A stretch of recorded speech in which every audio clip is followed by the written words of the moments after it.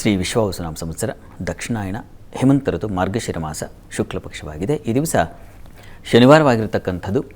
ದ್ವಿತೀಯ ತಿಥಿ ಜ್ಯೇಷ್ಠ ನಕ್ಷತ್ರ. ಈ ದಿವಸ ಶನಿವಾರವಾಗಿದೆ. ಶನೈಶ್ಚರನ ಆರಾಧನೆಯನ್ನು ನಾವೆಲ್ಲ ಭಕ್ತಿ ಶ್ರದ್ಧೆಯಿಂದ ಮಾಡ್ತಾ ಇದ್ದೀವಿ. ಪ್ರತಿ ಶನಿವಾರ ಅಲ್ವಾ, ತಾವೆಲ್ಲ ಮಾಡ್ತಾ ಇದ್ದೀರಾ. ಶನೈಶ್ಚರ ಗ್ರಹ ಕರ್ಮಸೂಚಕನಾಗಿರತಕ್ಕಂಥವನು.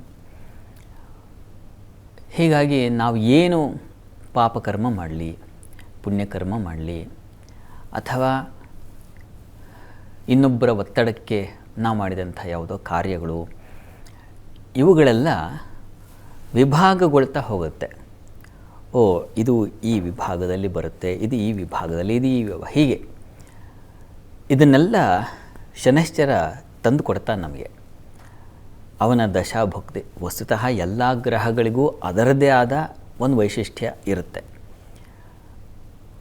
ಜಾತಕದಲ್ಲಿ ಲಗ್ನದಿಂದ ಹಿಡಿದು ವಿವಿಧ ಸ್ಥಾನಗಳನ್ನು, ಭಾವಗಳನ್ನು ಗಮನಿಸಿಕೊಂಡಾಗ ಆಯಾ ಗ್ರಹಗಳು ಯಾವ ಭಾವಾಧಿಪತಿನೋ ಆ ಭಾವಾಧಿಪತಿ ಬಂದಾಗ, ಅವನ ದಶಾಭುಕ್ತಿ ಕಾಲ ಬಂದಾಗ ಅದರ ಫಲಗಳನ್ನು ಕೊಡ್ತಾ ಹೋಗುತ್ತೆ. ಶನೈಶ್ಚರ ಅಂತಲೇ ಅಲ್ಲ, ಎಲ್ಲ ಗ್ರಹಗಳಿಗೂ ಆಸಕ್ತಿ ಇದೆ. ಏನಿದೆ? ನಮ್ಮದೇ ಶಾಸ್ತ್ರದಲ್ಲಿ ಪ್ರಶ್ನಾ ಮಾರ್ಗಮಲ್ಲಿ ಒಂದು ಮಾತು ಬರುತ್ತೆ. ಪೂರ್ವಾರ್ಜಿತಂ ಕರ್ಮ ಶುಭಂ ವಾ ಯದಿ ವಾ ಶುಭಂ.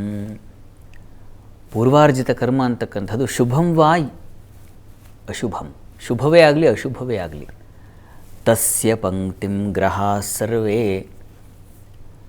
ಒಂದೊಂದು ಗ್ರಹವು ಅದರ ಕಾಲದಲ್ಲಿ ಸೂಚಯಂತಿ ಇಹ ಜನ್ಮನಿ, ಈ ಜನ್ಮದಲ್ಲಿ ಸೂಚಿಸ್ತಾರೆ. ಏನು?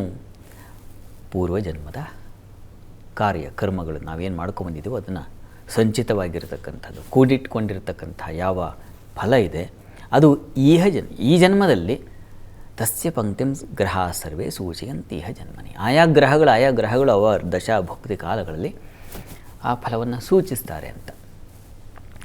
ತನ್ನ ಮೂಲಕ ನಮಗಿಂಥದ್ದೊಂದು ಪ್ರಾರಬ್ಧವೋ, ಇನ್ನೊಂದು ಯಾವುದೋ ಸಂತೋಷವೋ, ಅಥವಾ ಇನ್ಯಾವುದೋ ಒಂದು ಪಟ್ಟವೋ, ಇದೆಲ್ಲ ಬಂದು ಒದಗುತ್ತೆ ನಮಗೆ.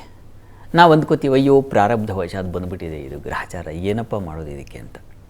ನೋವು, ಯಾರೋ ಬಿದ್ದಿರ್ತಾರೆ, ಗಾಯವಾಗಿರುತ್ತೆ, ಇನ್ನೇನೋ ಸಾಲ, ಇನ್ಯಾವುದೋ ಒಂದು ಪ್ರಮಾದ ಅಂತೂ ಬಂದಿರುತ್ತೆ ಒಂದು ಶರೀರಕ್ಕೆ ಇಲ್ಲ ಮನಸ್ಸಿಗೆ.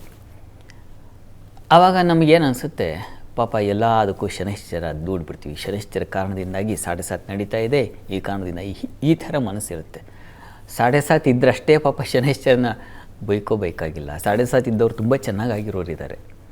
ಹೀಗಾಗಿ ಎಲ್ಲದಕ್ಕೂ ಅದೇ ಶನೈಶ್ಚರನ ಕಾರಣ ಅಂತಾರಲ್ಲ, ಆ ಥರ ಹೇಳಬಾರ್ದು. ಶನೈಶ್ಚರ ತುಂಬ ಶುಭ ಗ್ರಹ, ಶುಭ ಫಲವನ್ನು ಕೊಡ್ತಕ್ಕಂಥ ಗ್ರಹ.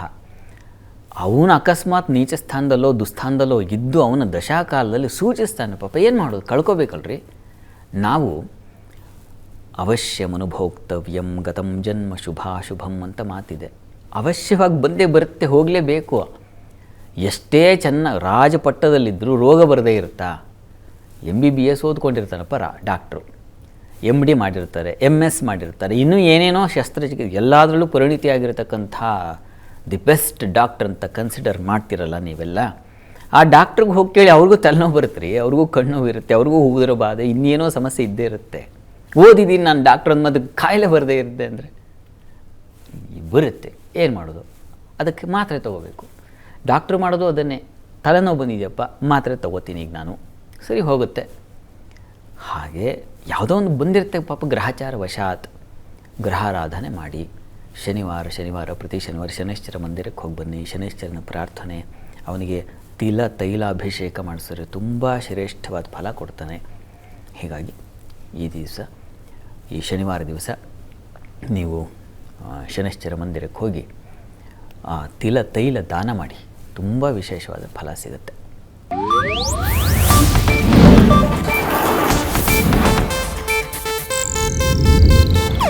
ಇದು ಏಷ್ಯಾನೆಟ್ ನ್ಯೂಸ್ ನೆಟ್ವರ್ಕ್ ಪ್ರಸ್ತುತಿ.